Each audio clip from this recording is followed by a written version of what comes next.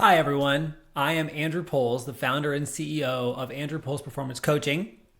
And today in this video, which is the follow-up to the last video we posted, we're going to go through 4 key tools you can use in any conversation to be influential.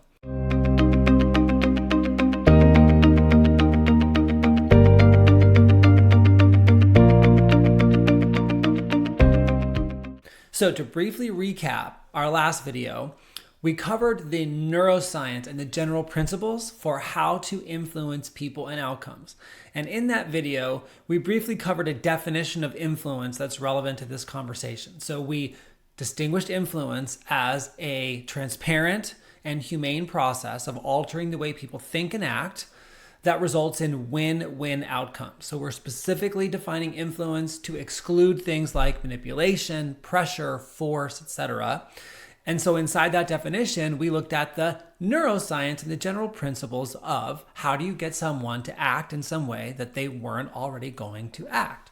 So we looked at the fact that the way people work, the way human brains work, is that we can only act in ways that are consistent with and that make sense from our view and experience of reality. So we can't act on what someone else thinks is logical. We can't act on facts someone else gives us.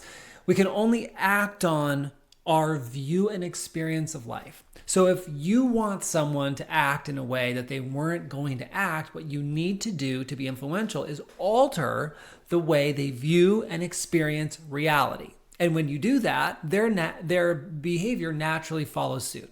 So that was the first principle we looked at.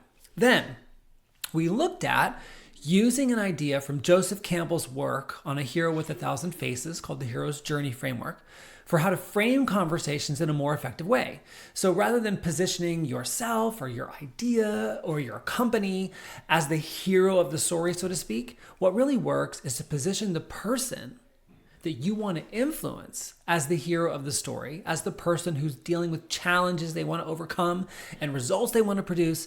And then you position your idea or your company or yourself as a guide or a resource for them on their journey. So whether you're trying to influence someone to join your team in recruiting, or you're trying to bring in a new round of funding through investors, or whether you're trying to sell to a prospective customer, what works is to frame the conversation in such a way that they're the hero of the story and you, your idea, your company, etc., are a resource.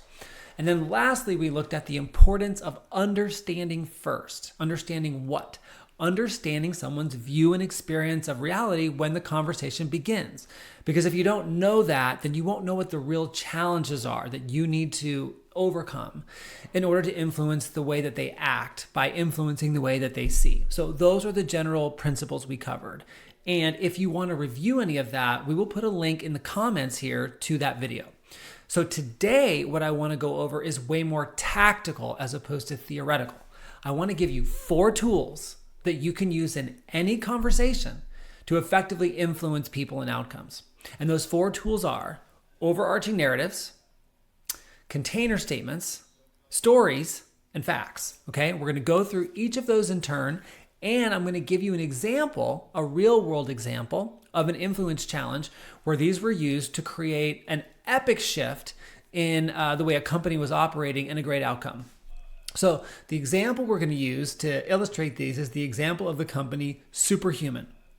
For anyone who might not know Superhuman or its story, Superhuman was launched in 2015 by Rahul Vora, and it was a team of really fantastic engineers who were trying to build out a new way to manage email, to make it faster, more elegant, more beautiful, and kind of reinvent the whole email experience. Okay, so now, the challenge, the influence challenge that Rahul Vora had as the CEO and the founder of Superhuman was that by 2017, Superhuman had built this really robust product. They were starting to acquire customers, but intuitively, Rahul Vora just knew that they had not achieved product market fit. And he knew that they needed to try to approach the development process in a completely new way.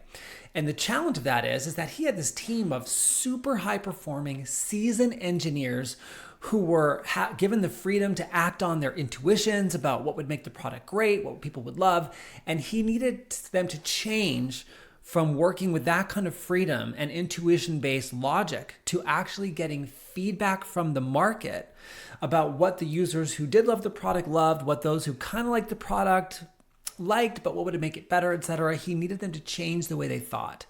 And he needed to avoid the potential pitfall of them hearing this conversation like what they did that they loved, what they built that they poured their heart and soul into, wasn't right, wasn't good enough, needed to be undone, because people were likely going to get disheartened by that or resist it or resist the change. So that is the influence challenge we're going to use as the example of how to use these 4 tools. So let's talk about the first tool.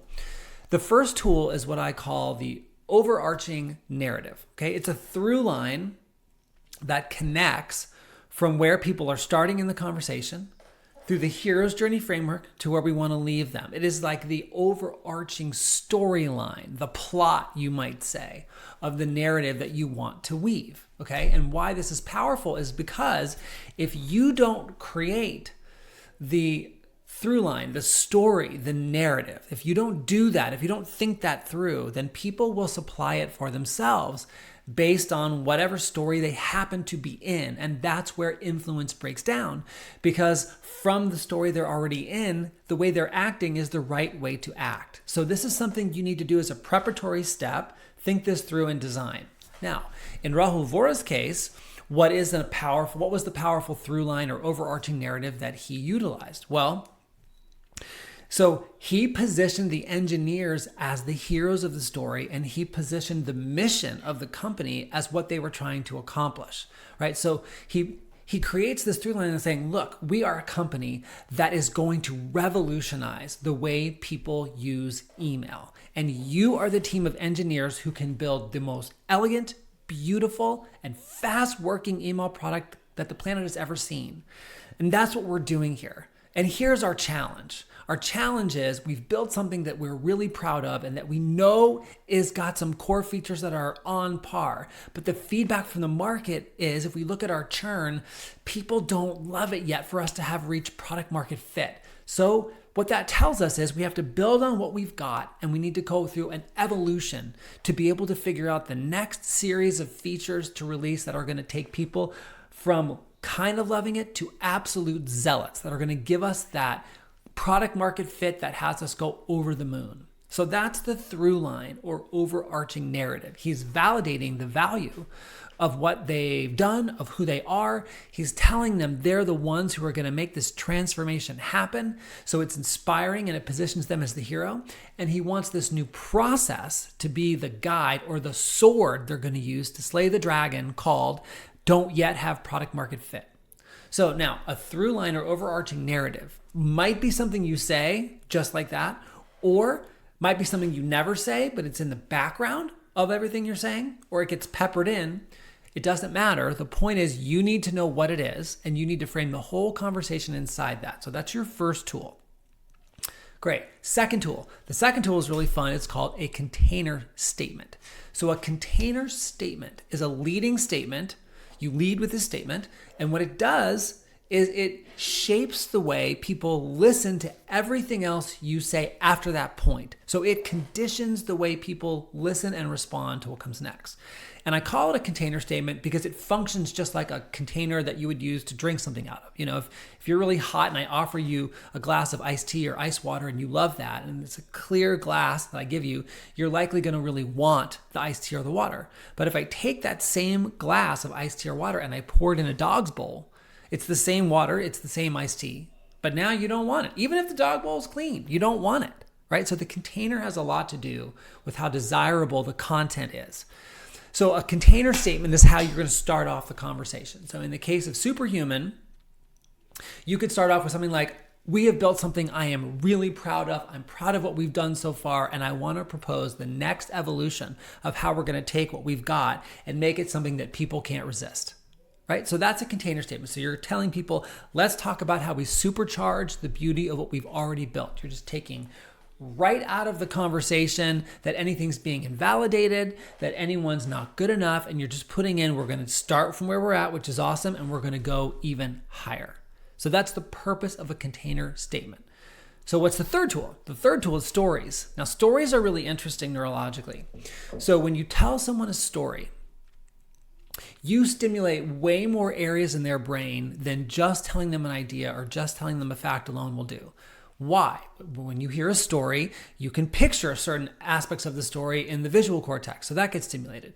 And you might have memories associated with the story. Either you know the story or you have had a relevantly similar experience, so memories get triggered, so that part of the brain gets stimulated. Then there's an emotional component, usually to a story, so that gets triggered.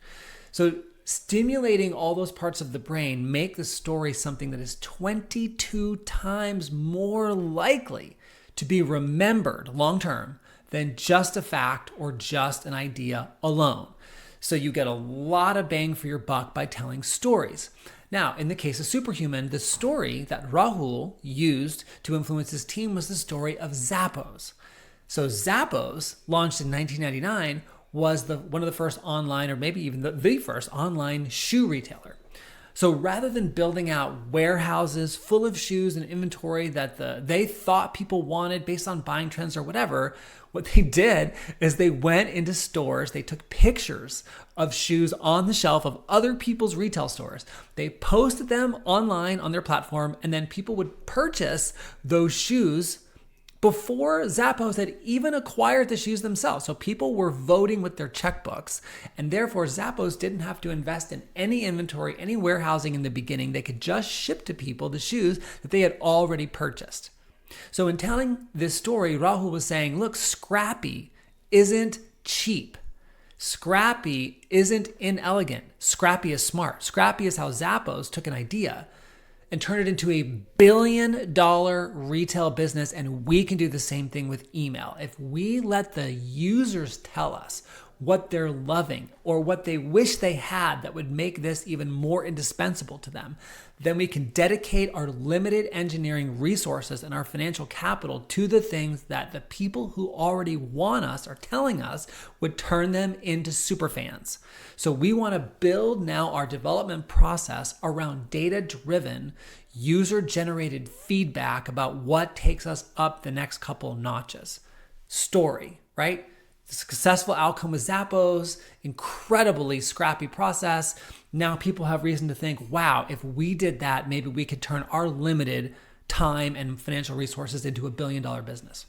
Okay, third tool, stories. Fourth tool, now we get to facts. Why do I leave this one to the last? Because facts, and this is a theme you're going to hear throughout this video, facts left to their own devices, so to speak, will get subsumed in the context, in the narrative of the person that you're telling the fact to. So you want to use facts after you've set up, or really tightly adjacent to setting up the context in which you want the facts to be heard.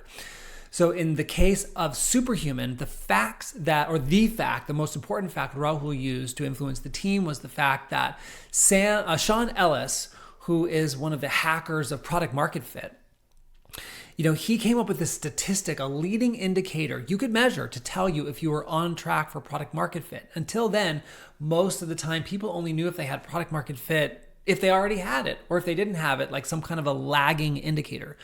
But Sean's statistic was, if 40% of your user base tells you that they would be greatly disappointed if the product went away, that 40% mark, that's the line which when you cross over it means you have achieved product market fit, right? So Rahul told his team right now, we're at 22%. So 22% is that there is something we've built that some segment of our market loves. Let's figure out how we turn that 22% into 40% or better. And here's the process I learned about we can use to turn that feedback from that 22% of users who love us and the other 35% of users who kind of love us into a product that greater than 40% of people say they would be really disappointed if they didn't have. So now there is a fact that there's this marker they want to hit. They actually have data they can use to see if the releases that they're putting out now are moving the needle up, down, or flat, and use that to make smarter decisions going forward. So those were the 4 tools, and an example of how they were used by Rahul Vora with Superhuman to change his development team's whole approach to development. And by the way, what happened with Superhuman? Well, for those of you who don't know the story, they went through that whole iterative process. And I think within 3/4, so in less than a year, within 9 months, they moved at 22% to 58% of people saying that they would be deeply disappointed if they lost the product. And that enabled Superhuman to bring in investors more easily and recruit great engineers and ultimately build just an incredible product. So 4 tools you can use in any conversation to influence people and outcomes are through line or overarching narratives, container statements, stories, and facts. And I promise you, if you practice using these tools, you will find your ability to influence people and outcomes goes through the roof.